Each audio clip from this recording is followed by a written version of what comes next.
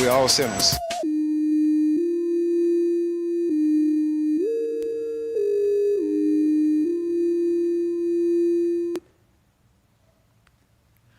Good morning. My name is Brett Stevens. I am the discipleship pastor here, and we're going to continue our series, The Fundamental List, exploring what's essential for the journey.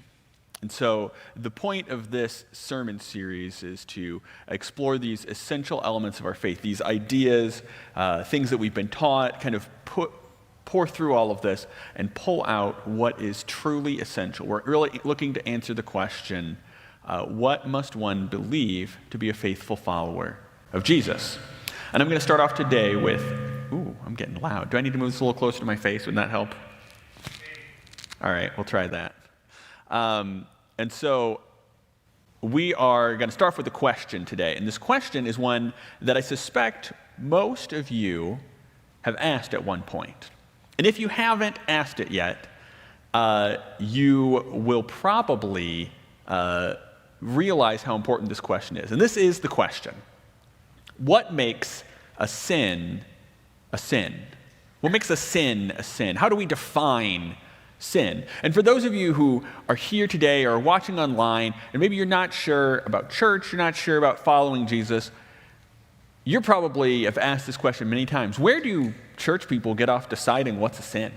Like, how arrogant of us to go around labeling stuff sin. But if you're in the church, you've probably asked the same question too, for a variety of different reasons. Maybe you've asked it out of fear, like, am I sinning? Am I doing something wrong? Am I going to be okay with God? Especially depending on your church tradition. You may have come up believing the idea that if you sinned too egregiously, that God would never forgive you again, would never love you, that you would be permanently separated from him. And so you could live your life in this fear asking, what makes a sin? How do I know that I'm not offending God? Or you may have asked it trying to figure out if something that you're not sure about is okay. There's a lot of reasons why you could have been asking this question. But this is an important question. And the reason it's an important question is because this category of sin is something that we don't really deal with a lot. You know, if you have children, or, you know, all of you were a child at some point, your parents, or you as parents, have rules. And children who break the rules, you don't say to them, son, you've sinned. No, you say, you broke our rules. Or, living in this society, if you do something that breaks the law, the judge is not going to look at you and say, you've sinned. They're going to say, you broke the law, and here's your consequence. And we hope that good parents, that good societies will make clear their laws. They will be evident, they will be intuitive. We will understand what is acceptable and what is not, and what those consequences are. And so the question then comes up, this sin, this category, what is this? These seem like a religious category. These are God's laws. Does God make his laws clear? Can we answer this question clearly? What makes a sin a sin? Because if God has laws, we want to know what they are, right? So that's what we're going to explore today. This series, The Fundamental List, I want to kind of refresh you about where we're going with this, right? The challenge that we have for answering this question of what makes a sin is that there are so many traditions, so many faith traditions within this term that we call Christianity. It's kind of like this house, right? All of the doors to the outside, they're all different rooms. The house is Christianity, but each little branch, each denomination, each tradition of Christianity is trying to bring people into their understanding, their way of life. And they have conditions, they have terms, they have expectations, do's and don'ts. And they might define sin in different ways. They might define their theology in different ways. They might ask different things to be a part of their community. And the trouble that we run into is with all of these different parts, all of these different ideas, all of these different beliefs and practices, these do's and these don'ts, for some people it becomes difficult, harmful, hurtful even, You see, each of these groups has, not intending to cause problems, not intending to hurt people, has taken what they understand faith to be, and they've kind of built this system out of it. They've woven these ideas into it. And throughout all of the history of Christianity, some of these ideas that get woven in, these new ideas that get added in, are harmful, are hurtful. They are challenging to us. And for those of us who are hurt by them, we feel there is no choice but to step away from that tradition. For some, even to step away from faith altogether. And so that's why we want to explore this question. What is essential? What is the core, when you boil it down, to being a faithful follower of Jesus? Because the truth is, the non-essentials, those things that get woven in, those parts that we add, can easily become obstacles to people following Jesus. We want to remove the obstacles, we want to clear up the confusion, and we want to give you the core, the essentials that every faithful follower of Jesus believes. So we've been through a few of these. Here's the first one that we talked about. Jesus is God's Son and our King. This is the core. You have to believe this, that Jesus is unique, that he was uniquely sent by God, uniquely sent to lead us, to guide us. And this flows from it, that Jesus came to illustrate and demonstrate what God is like. And if you take these two to be true, that Jesus is the King, then Jesus is the rule maker. And if Jesus came to illustrate and demonstrate what God is like, then what Jesus tells us, if Jesus laid out the rules for how he defined sin, he's telling you how God defines sin. And so this is our third point that we're coming to here. We need to embrace Jesus' characterization of sin, or you could say his definition of sin. If you want to follow Jesus, you have to agree with him on what sin actually is. And so we come back to this question. Did Jesus, like a good parent, like a good government, define sin clearly? Because if we're honest, the church has not always defined sin so clearly. We've made it confusing. We've muddled it up. We've had this tendency to equalize rather than prioritize the teachings of Jesus, the teachings of the Bible. And when we equalize them rather than prioritize them, people get this confusion about which laws do I follow? How do I follow them? Some of these seem contradictory. Which ones do I follow? Did the Old Testament laws still apply? There's all these questions that come out of this. But interestingly, Jesus didn't equalize. He prioritized. And we're going to show you that here. This first text, this is one that you have probably heard, even if you have just the barest connection to the faith. You have probably heard this interaction. But I want you to hear something here. It's so easy to just hear the message, hear the question that's asked of Jesus, and the answer he gives, and rush right to the answer without thinking about the implications of the interaction here. So I want to draw this out. And here's the question. This is a lawyer, an expert in the law, comes to Jesus, and he says, "Teacher, which is the most important commandment in the law of Moses?" It's an interesting question. He says, there's a lot. By some counts, there's over 600 of these laws. And he's saying, all 600, I'm looking through them, and there's a lot going on here. There's, we can't eat shellfish. We got to be careful about the cloth that we use in our fabric. But there's also these rules about how we treat people. And I feel like maybe these aren't all the same. Jesus, help me out here. And you'll notice what's interesting here. Jesus doesn't question the question. Right? You might think like, of course they'll answer the question, but really, he doesn't question it. He goes ahead and answers, which means that Jesus agreed that they weren't all equal. He agreed that some laws were more important than others, and he tells us, you want to know, like all these laws, all these questions, how do you sort through it? How do you prioritize? How do you arrange them to know what to do? Jesus says, I'll tell you. He replies, you must love the Lord your God with all your heart, with all your soul, and all your mind. And this is from the book of Deuteronomy. This is very famous in Jewish tradition. They have a special name for this passage. It's called the Shema. because the sort of extended passage starts with the Hebrew word Shema. That's not important, but your little history lesson today, the Shema. And so this is something that people would memorize, that they would write it down, and they would store this text in boxes on their door frames.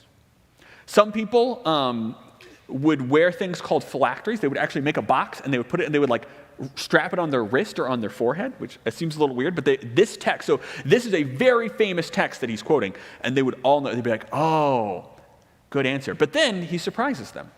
He says this is the first, and note this word first means sequence, first in sequence. He's not saying this is the first in importance, he's saying first in sequence. This is the first and greatest commandment. And they say, all right, I appreciate the answer. But then he goes on, and he says, and they're all thinking, and I asked for one. I said, what is the top one commandment, right?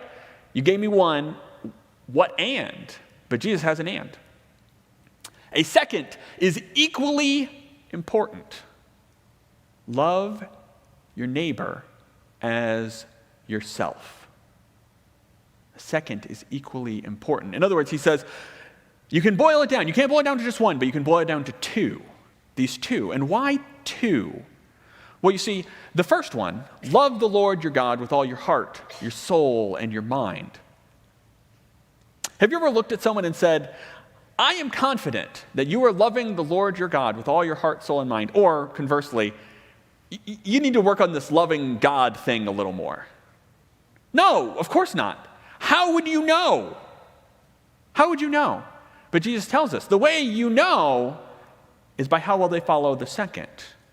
If they're basing their life on these two commands, the second, love your neighbor as yourself, will demonstrate, will prove your love for God. But he goes on, he says this, the entire law and all the demands of the prophets are based on these two commandments. See, the Hebrew people divided up their text. The term that's used today for the Hebrew Bible, that's not even really a fair term, right? We call it the Bible. They use only a portion of the same books that we do. They call it the Tanakh. And the Tanakh is just an acronym for Torah, law, Nevi'im, prophets, and Ketuvim, writings, Tanakh. So the law, the prophets, and the writings. That's what they called it.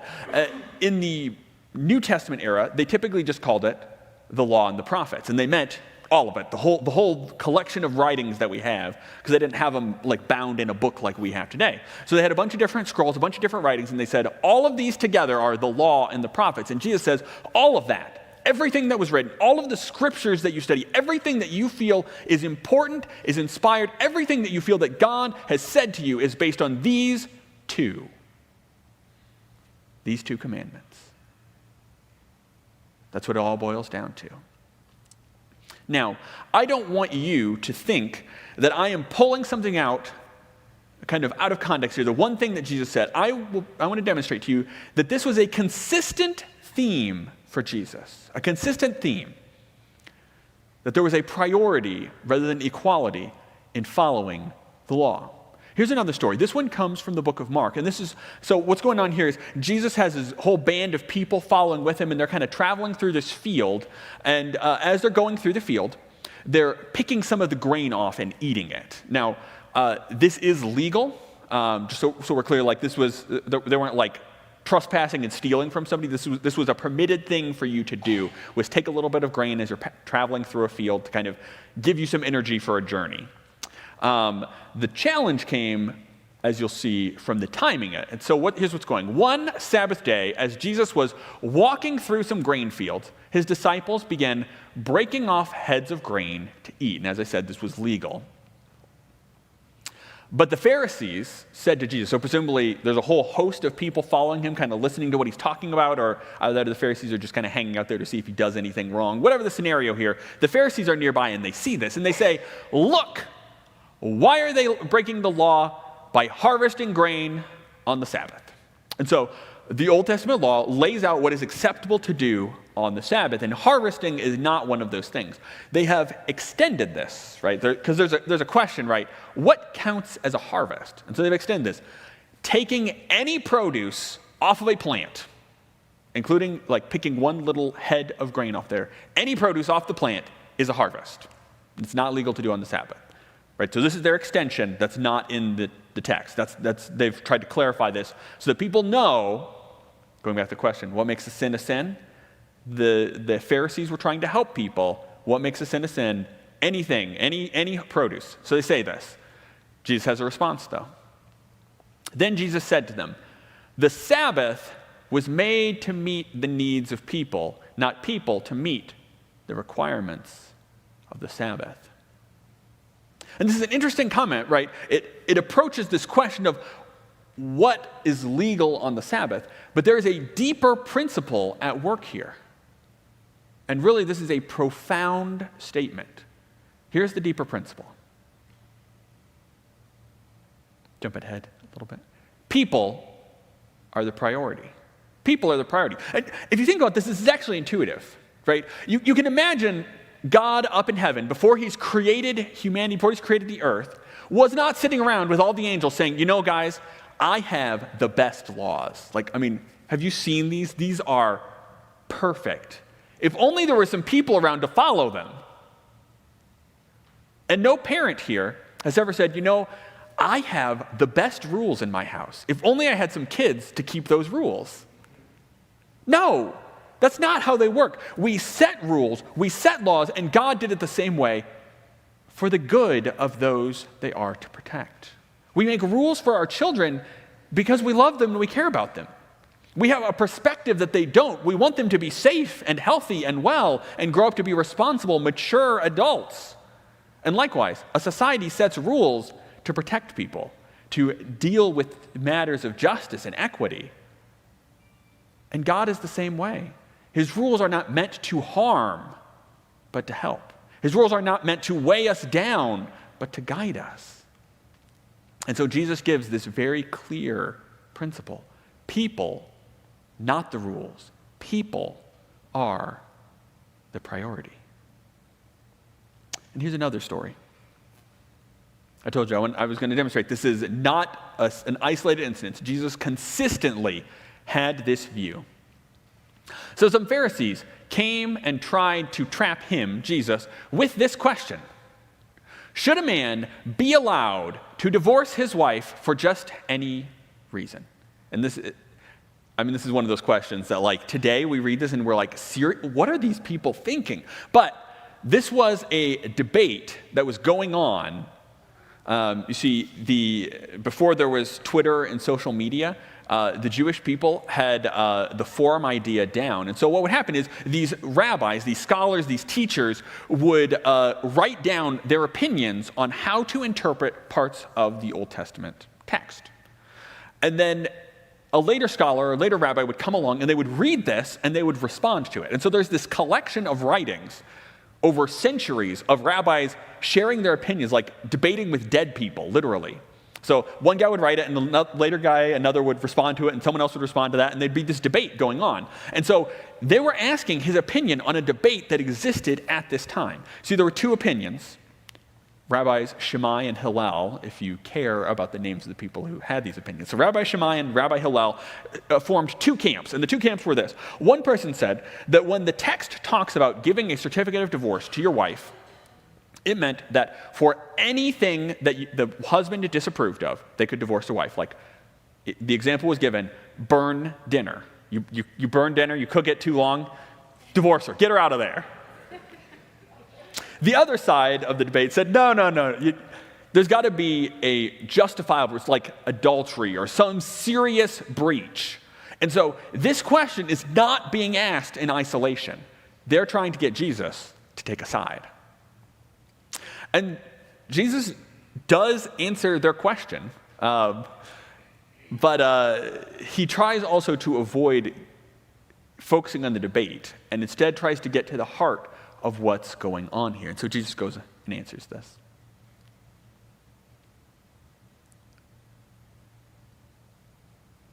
Thought? Maybe I don't have that. Anyway, all right, I apparently didn't bring that up. So Jesus answers this question.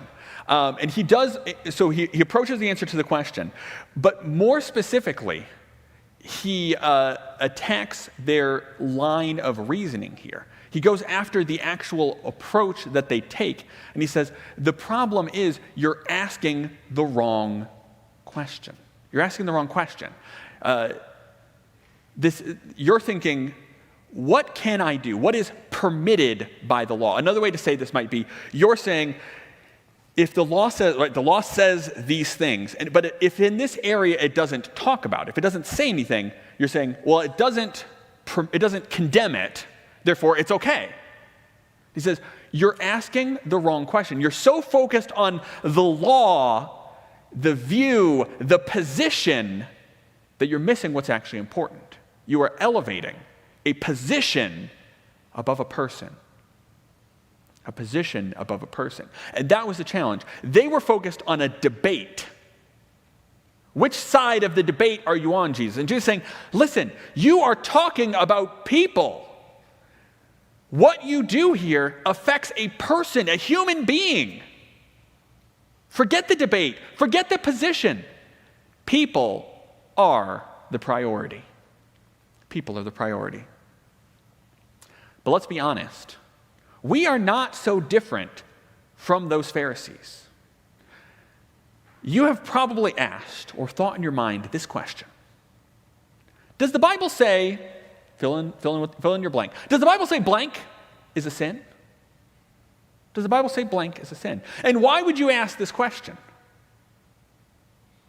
Because you want to do blank. You want to know, I'm really interested in this. Is it okay? Will God forgive me if I do it? Is that all right? Am I allowed to? Just like those Pharisees, we want to know. We say, I searched the text and I don't see anything against it per se. Should be okay, right? The focus is on a position and not a person. This is the wrong question, just like the Pharisees were asking. It's the wrong question because it's a question that is focused on myself, what I want, this thing, and it boils down to trying to create lists of what's acceptable and what's not. What's acceptable and what's not. And I'm guilty of this, guys. I'm not up here to preach as a person who has never been there. For much of my young adult life, I was very focused on what was right and what was wrong, and what was acceptable and what was not. The letter of the Bible, to the point that I made my wife early when we were dating very upset with me when I essentially told her that there was only one right way to read the Bible. And the implication of that conversation was that her way was wrong. Yeah. Don't worry. I have recanted of this position. She's forgiven me. But this is the way I viewed the world, that there was one right way, and of course, smart guy that I am, I knew what it was. There was one right way to read the Bible. There was one right way to understand it. And in my zeal to understand the text, in my zeal to dig into it and understand the right way, I would trample over people, elevating positions above people, elevating laws and interpretation above the people that those laws and interpretation would affect. And guys, this is a problem. And it is a problem that is deeply entrenched in our Christian culture. Because we start out with a position, a desire to do good, a desire to answer these questions in a good way, a desire to be faithful in our following of Jesus. But in our pursuit of faithfulness, we lose sight of the people these laws and these rulings are affecting. And we create a culture that is untenable and unlivable for some. So, we want to answer this question. What makes a sin a sin? And the answer is really in those two commandments. What makes a sin a sin? Anything that harms you or another person. It's just that simple. Anything that harms you or another person. Jesus said, people are the priority. People are the priority, which means if your behavior, if your actions, if your beliefs, if your ideology, if your practice is harming people, it's sin. And if you're considering some course of action, if you're considering some idea, some pursuit, some plan, and you want to know, is this a sin? Look at the people it affects.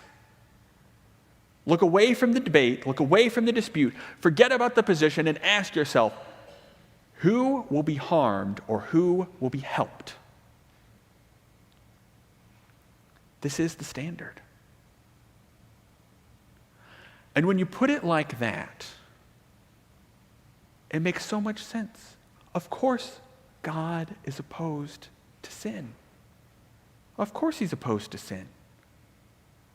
Because God is for you. We focus so much on this idea of God's laws and how do I not break God's laws and I want to be faithful to him. But why do the laws exist? For our good. Because God is for us. He's not against us. And so God is against sin because sin is anything that hurts you or hurts another person. These people that God cares so deeply about, so much so that he would send his son to die. That he would send his son to show us what he's like because he cares and he loves. Because he is for you. You know, in preparation for this message, Tony and I were listening to a sermon, and a guy was preaching, and he shared this idea that he thinks came from AA. He wasn't sure exactly where it came from, but here's the concept, right? Talking about addiction. Addiction starts off as magical, and then it becomes medicinal, and then you become miserable. Magical, medicinal, miserable. Magical, like, I love it, it's wonderful, this is great. Medicinal, I need it. Miserable, get me out of it. Those of you who have been in addictions know what I'm talking about. But listen, guys, this is sin in your lives. These things that you want to do, these ideas that you have, these relationships you pursue, they attract us precisely because they seem good, magical, alluring. But you all know, as well as I do, that it can start what can start off feeling good eventually becomes a habit that you can't break, and eventually becomes a trap that you wish you could escape. Because the reality is, our sin comes with consequences. There's nothing we do that doesn't have consequences. And this is why God defines sin the way he does. Because he sees the consequences. He knows the way that they hurt us and they hurt others. And he calls us to resist. And so I want to end today with this offering to you. If you are here today and you are not a follower of Jesus, then understand that this is the offering. The invitation to follow Jesus includes this: a call, a request to walk away from the things in your life that are hurting you and hurting others. And if you are here today and you are a follower of Jesus, the question is, are there things in your life? Are there habits you're engaged in? Are there relationships that you're pursuing? Are there ideas that you're holding above people? Are there things that you are doing that are hurting you and hurting others? The invitation is to walk away. So as the team will come and they'll do their last song, I want to offer to you, if you, and this might be embarrassing for you, but I want to challenge you nonetheless, if you know there's something in your life that you're doing that's hurting yourself or hurting others, and today you want to commit to walk away, I invite you to come down to the altar and pray. Because there are people in this room who will stand beside you, who will help you and support you. And they will demonstrate that to you today by coming and praying alongside you. The altar is open. The invitation is here. Will you turn from your sin? Will you follow Jesus?